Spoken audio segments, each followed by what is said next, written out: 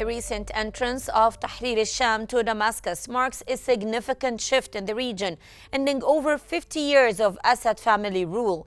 This rapid offensive has destabilized the government, prompting President Bashar al-Assad's reported leave of the country.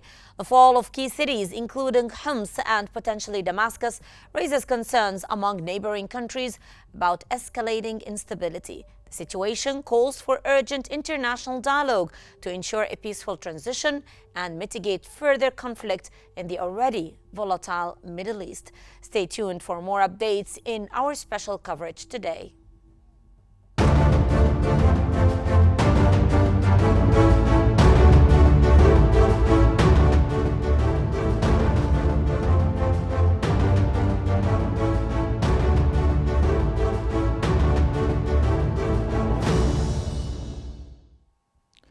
Syrian state television has announced the fall of President Bashar al-Assad's regime, declaring what it called the victory of the Syrian revolution. This morning, the channel also broadcast a statement read by 9 individuals entitled Statement Number 1.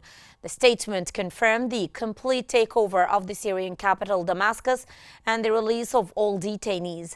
It also called for the preservation of all Syrian state assets during this transitional phase.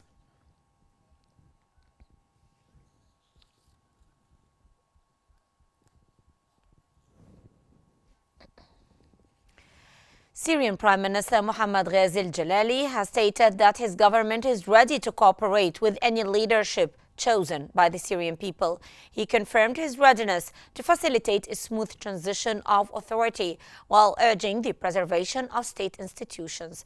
Al-Jalali reiterated that Syria belongs to all citizens and pledged to transfer all government files to the new leadership selected by the people.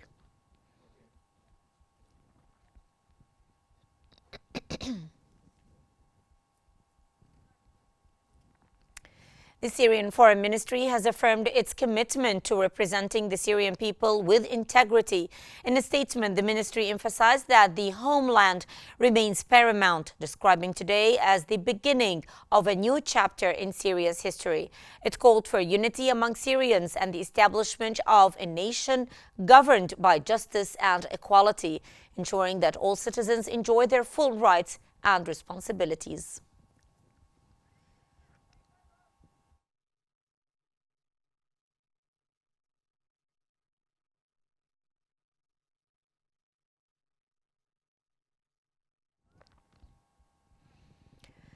The Egyptian Ministry of Foreign Affairs has released a statement saying that Egypt is closely monitoring the situation in Syria and reaffirming its support for Syria's sovereignty and territorial integrity.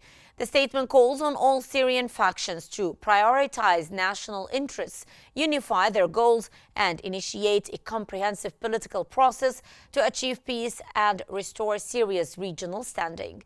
The ministry also emphasized Egypt's continued efforts in collaboration with regional and international partners to alleviate Syria's suffering, support reconstruction, and ensure the safe return of refugees, ultimately aiming for the stability the Syrian people deserve.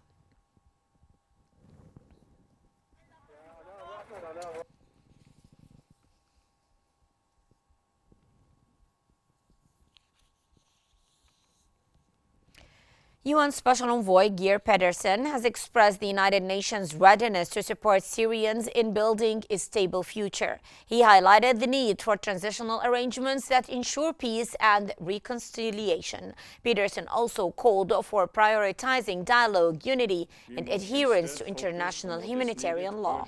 To help men, women, and children, those who we can still save, those whose lives are devastated by one of the most catastrophic earthquakes the region has seen about in a century. And to help us more explore the political situation in Syria, we're joined by Dr. Muhammad Osman, an international relations specialist from Cairo. And we're also joined by Dr. Hamid Faris, a professor of international relations from Cairo. Welcome to both of you, and I would start with Dr. Osman. Sir, what are the key political challenges Syria will face after President Bashar al-Assad's rule? Thank you for having me, Hala. Of course, Syria will face one senior immense challenge among many challenges, and that is the power vacuum that is left behind the fall of President Assad and his government or his regime. Because the forces that overthrew President Assad and his government and basically dismantled the Syrian state are not a cohesive, united entity.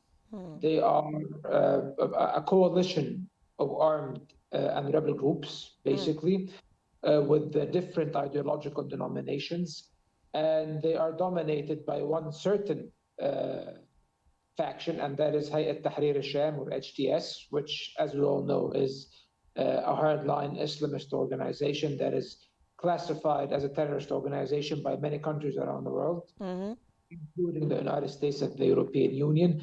So it seems, and actually Syria now, even before the fall of President Assad, we had two entities claiming to be government. We had the Syrian Salvation Government, which was based in Idlib, and this was basically dominated by Hayat Tahrir al-Sham. And there was another Syrian transitional government in the city of Azaz in north central Syria, and it was dominated by the so-called Syrian National Army, a ragtag of armed predominantly Islamist militias supported by Turkey, and they were basically focused on fighting SDF factions. So it's really quite interesting, and it actually and concerning as well to see how Syrian politics can be navigated through such a very diverse tapestry of organizations, and whether the Syrian state will be able to cope with these major changes, or will it just utterly collapse and something else will be rebuilt in its place, like we have seen, for example, in Iraq after the 2003 US invasion, or the fall of Muammar al-Qaddafi's regime in Libya. Will we see something similar in Syria, or will we see the rebel groups coming together along with the state institutions in order to maintain the integrity of the Syrian state? That remains to be seen. Dr. Faris, what are the immediate implications of Bashar al-Assad's regime departure for Syria's political landscape? How do you see the current landscape following the fall of Bashar al-Assad's regime?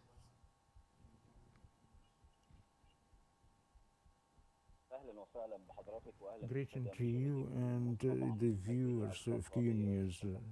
This period is going to be the most complicated one throughout the history, considering exiting Bashar al-Assad from the landscape that would lead to a state of conflicting and transform the landscape to a conflict on the authority that would be happening between the armed factions. As there are not less than 60 armed factions, and there is an opposition might be generated between these factions, as they pose a real threat, as they are supported from abroad and executing foreign agendas to serve the interests in specific countries. In all cases, I see this period is going to be very difficult for the Syrian period. One thing to say that should be transmitted to in a comprehensive political process and forming a national government and elections in the presidential and the parliamentary election, and rebuilding the Syrian army as it is the first front line in defending the Syrian territories. As I see that somebody might use this event that as we've seen, the creation of buffer zone and the agreement convened in 1974 that affirmed that some would prefer the instability in Syria, and there will be a great risk not only on the Syrian territory, but on the neighboring countries and the Middle East as a whole. Dr. Osman, you said something that was very much interesting for me. You said, Dr. Osman, that it's very much interesting and concerning to see, and I quote, this tapestry of organizations coming into the scene. How might the end of al-Assad's presidency affect the balance of power within Syria, considering that we're talking about various entities, various organizations with the support of other regional or international powers, I would say international powers, as you mentioned. This tapestry that you mentioned, how would it maintain itself in the coming period? Well, we have two scenarios in this regard. One that I find less likely, however, I have to say it because that I'm trying to be optimistic, and that is that these forces will come together and engage in an actual political dialogue in order to produce a sort of consensus through which they can write a constitution and rebuild the Syrian state and establish a diverse and inclusive democratic government in Syria. And of course, this is highly unlikely in my opinion. Now, going down to pessimism, which I lean towards, unfortunately, these forces will most likely fight one another for power because these parties have different ideological denominations between normal Islamists and jihadists and some seculars even. So it's very interesting to see how they will interact with one another and how they will try to attain a consensus, which is highly unlikely. And we have historical precedents in other countries, for example. In Afghanistan, after the withdrawal of the Soviet Union in 1988, a couple of years later, the regime of President Mohammad Najibullah collapsed, and his main opponents were the Mujahideen factions, a multitude of them. And when they captured Kabul, within a few days, they were fighting one another. And Afghanistan moved into another phase of the civil war that paved the way for the rise of the Taliban in 1996. So I'm afraid Syria might face a very similar trajectory unless the international community has something to say about it, because all of these factions and all of these movements have international and regional patrons. So Exactly. if the international actors, namely Turkey, the United States, the European Union, Russia, and as well the support of the other Arab states, the instrumental Arab states in the region, maybe then we can speak of some sort of consensus. However, I do not know whether they can agree to that extent and whether they can influence events as much inside Syria. Because at the end of the day, Syria is a big country. Syria is a country with a very deep history, and it's a country with a very complex society as well, with a very ethnic and diverse, ethnically and religiously and sectarianly diverse population. So I'm very pessimistic, to be honest. I see Syria descending into another phase of civil war. Dr. Faris, what economic hurdles does Syria confront immediately after al-Assad's regime, and who can assist in overcoming them, considering, of course, that the world is busy with all the conflicts around the globe, in Lebanon, in Gaza, in China and Taiwan, in Korea, and, the hotspots around the world. Who can assist in overcoming such hurdles, economically at least?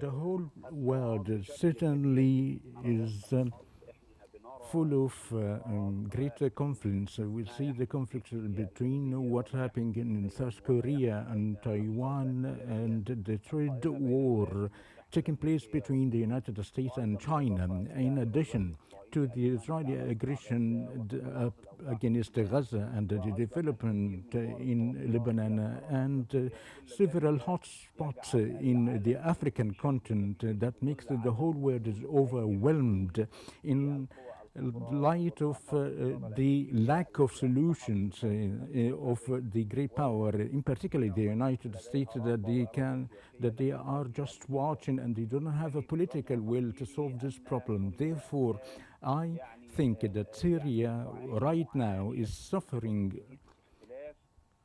a lot due to the diversity of the foreign interventions between the losers and the winners. The winners in this scene is the United States, as it undermined the Russian role and pressured to end the war between Russia and Ukraine. In the second, on the other hand, that Turkey is just increased the land by increasing the buffer zone with the Kurds. And the second point, that Israel is exploiting the events taking place in Syria, and is its relationship with the armed gangs, and there was a gang of the cartels dealing with there. It's a delegation that has a role in But allow me to toppling interrupt al-Assad. you, sir, because I'm talking here about the economic support for Syria in order to rebuild itself again, its institutions. How can Syria now receive economic support? Who would be responsible for that?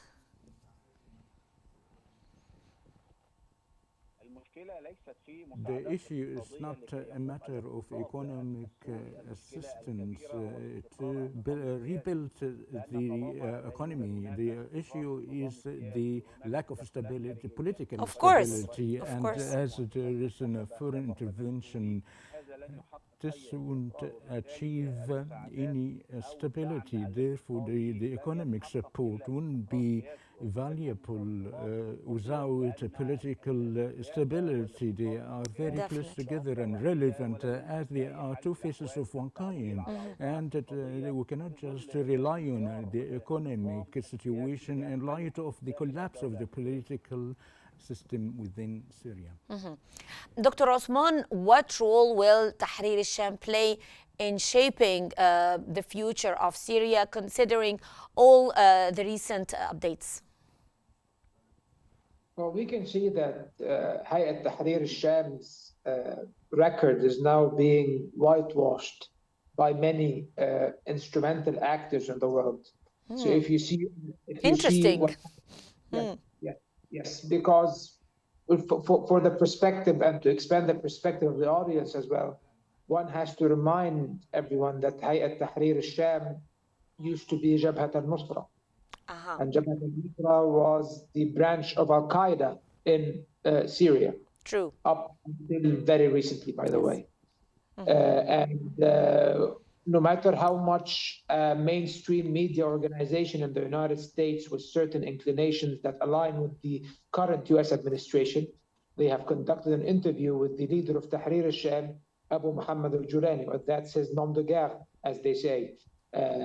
His actual name, they revealed, was Ahmad al-Shar, and he came with a trimmed beard and with a nice haircut and in a military, not a military fatigues or the jihadist outfits that they usually wear, but just in a normal uniform, very similar to that of the President Volodymyr Zelensky of Ukraine. So it's quite fun, to be honest, trying to whitewash them. Those are jihadists and they are radical jihadists, and that's what they are. Unfortunately, this radical jihadist force, this force of terrorism, is the dominant force in Syria right now. And probably they will dominate any political process in Syria in the near future, and probably they will exercise control over a sizable chunk of Syria. They already control most of the Syrian major cities. They have controlled Aleppo, Idlib, Hama, Homs, and parts of Damascus. So they might even go ahead and attack the Syrian coast and take control of it. What's stopping them is the Russian bases and the deployment of the Russian military over there, because they do not want to enter into an open confrontation with the Russian armed forces. So it seems interesting to see them as the dominant force. How will they play out? Will they be politically mature and try to be more inclusive towards other Syrian political actors?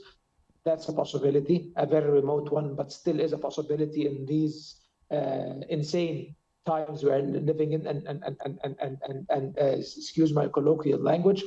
And on the other hand, they might just be what they are. They just might be Hayat Tahrir al-Sham that we have known for the past 14 years, and they will just engage in a struggle with the other factions in order to impose control and subdue them to their will in order for them to establish themselves as the sole ruling entity in Syria, and that's a possibility as well. Okay. Dr. Osman, allow me also to ask you about what impact will regional dynamics have on Syria's political transfer after the fall of al-Assad regime? Yeah, as I was telling you when I was answering the first questions, this will be instrumental because we have seen yesterday a very important meeting in Doha on the margin of the Doha forum, and it was between the three Astana foreign ministers, Russia, Turkey, and Iran, of the Astana framework that used to be the political framework of resolving the Syrian crisis before the fall of the Assad regime, and five foreign ministers from prominent Arab countries, Egypt, Qatar, Saudi Arabia, Iraq, and Jordan. So it seems that there is a vested interest in including major Arab actors in the Syrian process, especially in supporting a smooth and peaceful political transition in Syria and engaging in the rebuilding of the Syrian state in terms of political development or even economic development. So maybe the Arab element of regional involvement might be more constructive than, for example, the involvement of Turkey or Iran, for example.